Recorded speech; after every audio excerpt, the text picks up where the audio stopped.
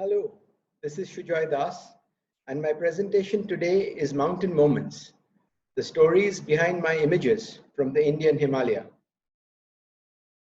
So this presentation is a part of the IMF webinar series, which is a great initiative, and I'm very happy to be associated with this project. Before I start my presentation, I would like to introduce myself briefly. I've been trekking and photographing in the Himalaya for more than 30 years now. I founded a company called South Col Expeditions, which runs treks and photo workshops in the Himalaya. My photographs have appeared in books on the Himalaya, like Everest, Nepal Himalaya, Sikkim, and Lonely Planet Nepal for the Indian traveler.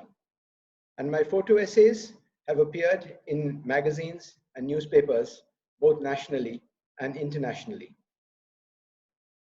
So Moonlight in the Zemu Valley. You can see the moon here on the top right hand of the frame. In fact, it's behind the clouds, and the clouds were moving here as well.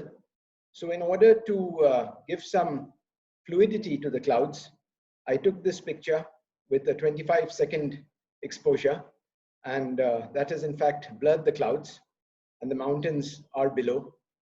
And if you look carefully, you can see some of the stars in the sky as well. So Nimaling, Ladakh, this is the last point before you cross the Marilla Pass on the Markha Valley trek. And we had camped here for the night. It rained in the night, and when I came out in the morning from my tent, it was cloudy, as you can see in the sky. But for a few seconds, the sun came out through the clouds, and that was when I was able to click a couple of photographs of the sun just illuminating this ridge in front. And the mountain on the right side is a part of Kangyatse, a popular peak climbed in Ladakh. So this is the top of the Marilla Pass. And when I reached the pass, I looked down and I found these 4 trekkers making their way up.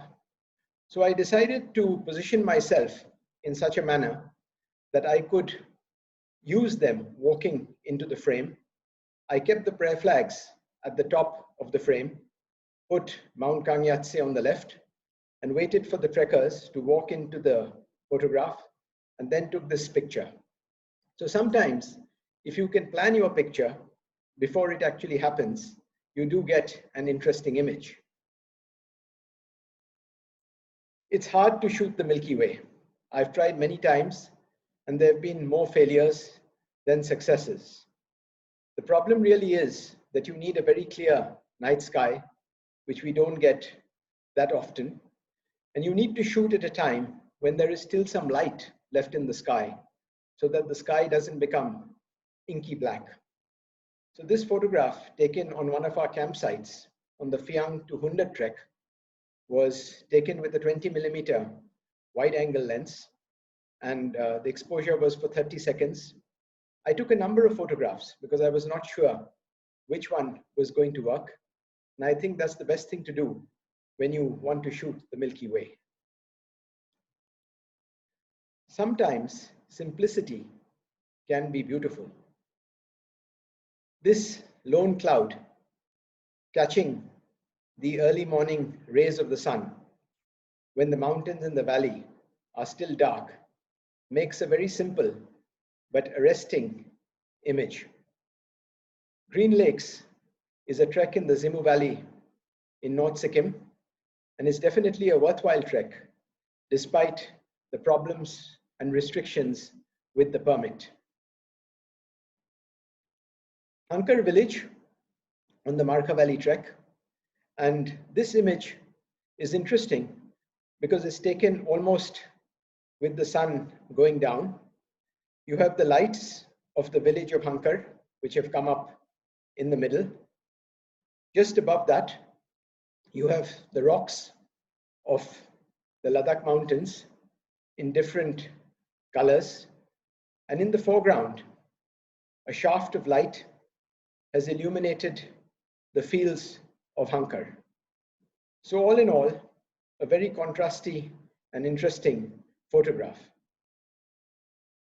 So Moonlight, one of the most popular destinations in Ladakh, but this photograph is taken at the end of the season, almost at the end of September, when most tourists leave Ladakh, and it's early morning, and you can see the Pashmina goats in the foreground of the frame, huddled, getting ready to be led out to the pasture land in front. The pasture is a warm, rich autumn brown.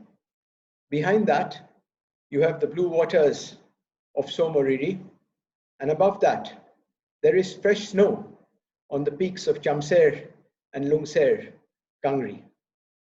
Somoriri is a magical location in all seasons. North Sikkim, a long time ago, 1987, shooting on film, and I was crossing the Lonakla Pass between the valley of Thangu and Muguthang on the other side. And just before the climb to the pass started, we came across the most beautiful Primulas that I have ever seen. They were large and perfectly formed. And to capture this image, I went down on the ground. In fact, I lay down on my stomach, put on a 20mm lens, and came very close to the Primulas, almost within 6 inches of the flowers, and shot upwards so that I could get the flowers in the foreground and the mountains in the background. A lone kyang at Sokar. So this is on the Sokar to Somoriri trek, which crosses 4 high passes. And this is the campsite of Riul, with Sokar Lake behind me. And in front, a storm was brewing towards Nuruchan and Rajankaru. And this lone kyang was just standing still and looking at the camera.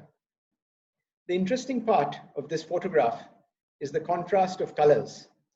You have the brown kyang, you have the greenish grass in the front, getting the full rays of the sun. And just behind that, you have this smoky blue background threatening to snow at any moment. It's rather difficult to shoot yaks because most of the yaks you see are black, and it's very difficult to get detail in a black yak. But for me, I was lucky to get this image. It had started snowing, and this yak had a white face, and the light was extremely even. There were no harsh shadows. So I put on a long zoom, brought it up to 150mm, and zeroed in on the yak, and managed to get the snow falling around the yak, as well as some detail in the face of the yak. Definitely one of my most successful images of a yak. So the kitchen of Lingshet Monastery in Ladakh. This was on the Lamayuru to Padam trek, and this was a very popular trek, but now they are building a road between Lamayuru to Padam. So in all likelihood, this trek will finish very soon. So we came to Lingshet Monastery to get a cup of tea, and we were asked to sit in the kitchen. And when I entered the kitchen, I saw this brilliant light coming through the ceiling and illuminating the kitchen, a shaft of sunlight. And on the left of the light were these 2 lamas standing behind this huge vessel, which probably would have been rice cooked for the monks. So I took a number of images again at different exposures, hoping that one of them would work out. I like shooting kitchens, especially in the mountains. I prefer them to shooting interiors of houses. So after we finished the Lamayuru to Padam trek, we came to Padam, and the next day we drove up to the monastery of Karsha, which is one of the large monasteries in Zanskar. And it was late evening, and we walked up to the roof of the monastery. And there I found this solitary lama sitting and praying in the courtyard of the monastery. And the interesting part of this whole image is his shadow reflected on the stones, and you can see in his hand the prayer wheel, which he was rotating from time to time. And behind him is the vast plain of Zanskar. Namgyal Monastery in MacLeodganj, the headquarters of the Dalai Lama. And if you go to Namgyal Monastery in the morning, you will find the eastern sun illuminating the prayer wheels of the monastery, and devout Buddhists circle the monastery, turning the prayer wheels. So I spotted this elderly gentleman going round and round, and I decided to photograph him. So I waited for him to come into the light. And as he was stepping into the light, I shot a couple of images to get him illuminated by the early morning warm sunshine and to get his shadow on the wall with the prayer flags. Enche Monastery, again way back in 1986, shot on film. And when we normally shoot these mass dances, we tend to crank up the shutter speed to use high shutter speeds so that we can freeze the action. But in this case, I decided to go the other way. I used a very slow shutter speed, maybe 1/8 or 1/10 of a second.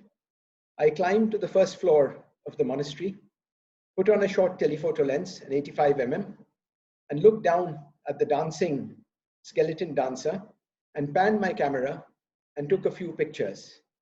This creates a totally different image, one which shows the dancer in motion with a lot of fluidity and a blurring of the colors.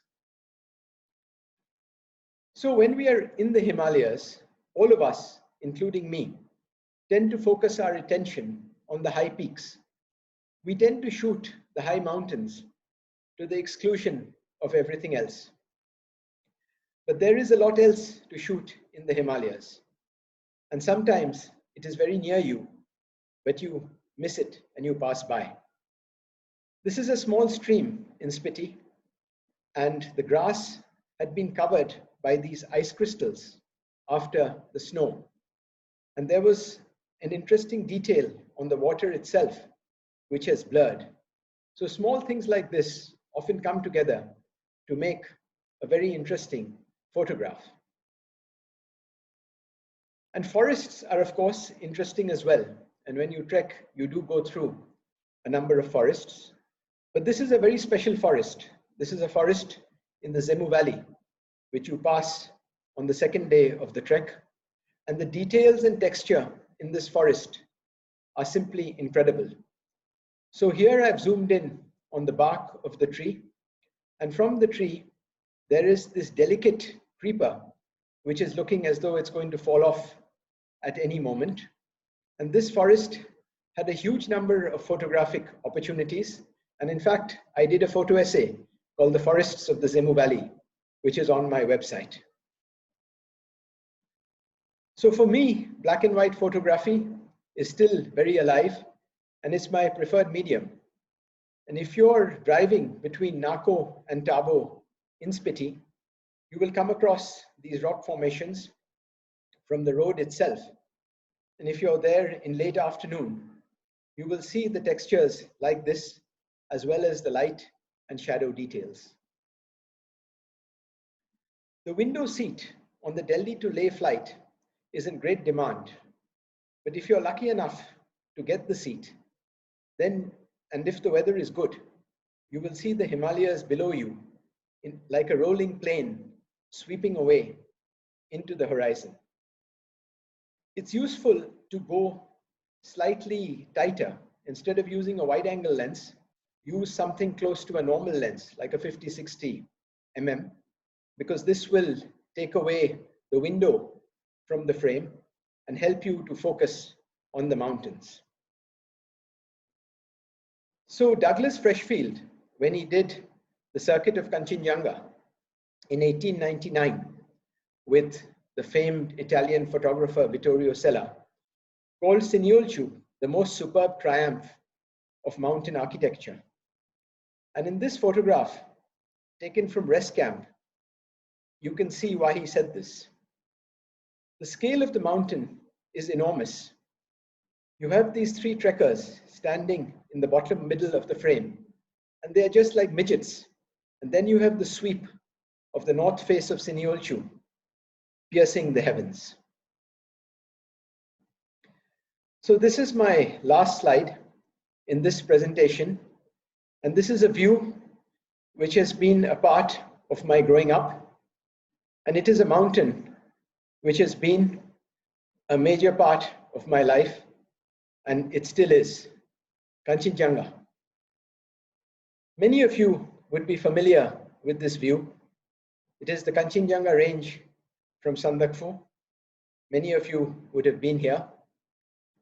This is many, many years ago again, maybe 30 years ago, shot on film, late afternoon from the Sandakphu PWD bungalow. There was a storm, it rained, it snowed for a bit, and then it cleared up.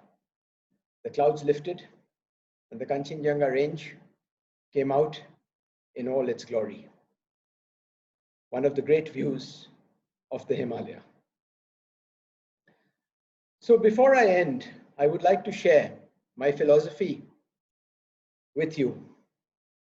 During all my years in the Himalaya, it has always been a search for the right light, the right time of day, the right angle of view, and the right moment which transforms an ordinary moment into something extraordinary. In many of my photographs, there is a story waiting to be told. I hope I have been able to tell it well. The current equipment which I use nowadays is listed in the bottom of this slide. As you can see, it is fairly simple. I've tried to minimize my equipment so that I can carry all the equipment myself and be ready to shoot when the magic moment arrives. Thank you very much.